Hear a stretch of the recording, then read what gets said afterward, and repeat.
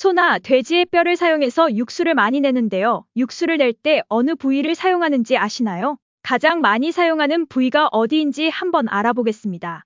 곰탕처럼 뽀얀 국물을 내기 위해서는 보통 사골을 많이 쓰는데요. 사골이란 짐승의 내 다리뼈를 뜻하는 말로 몸보신할 때 많이 사용하는 부위입니다. 다리뼈는 지방 함량이 적고 골수와 연골이 많아서 진하고 깔끔한 육수를 내며 국물에 점성을 더해주고 오래 끓이면 뽀얗고 진한 국물이 만들어집니다. 곰탕처럼 뽀얀 사골 육수는 다리뼈를 사용하는 것이군요. 다음으로 많이 쓰이는 부위는 척추뼈인데요. 다리뼈처럼 골수가 있고 고기가 적당히 섞여 있어 국물에 감칠맛을 더해줍니다. 다리뼈처럼 뽀얀 국물을 내기에는 어렵지만 살코기와 같이 우려낸 국물은 고소하고 풍성한 맛을 내기 좋습니다. 척추뼈는 우리가 흔히 먹는 감자탕에 쓰이는 부위가 아닌가요? 맞습니다. 흔히 등뼈라고도 부르는데 등뼈를 끓인 국물은 고소한 맛이 일품입니다. 또한 등뼈에 붙어있는 살코기는 발라 먹으면 정말 맛있는데요. 등뼈는 구조가 복잡해 살코기를 발라 먹기가 쉽지 않습니다. 그래서 등뼈 대신 흔히 쪽갈비라고도 불리는 등갈비로 감자탕을 해먹는 것은 어떨까요? 등뼈에 비해 국물의 풍미가 적을 수 있지만 살코기를 발라 먹기가 정말 편하니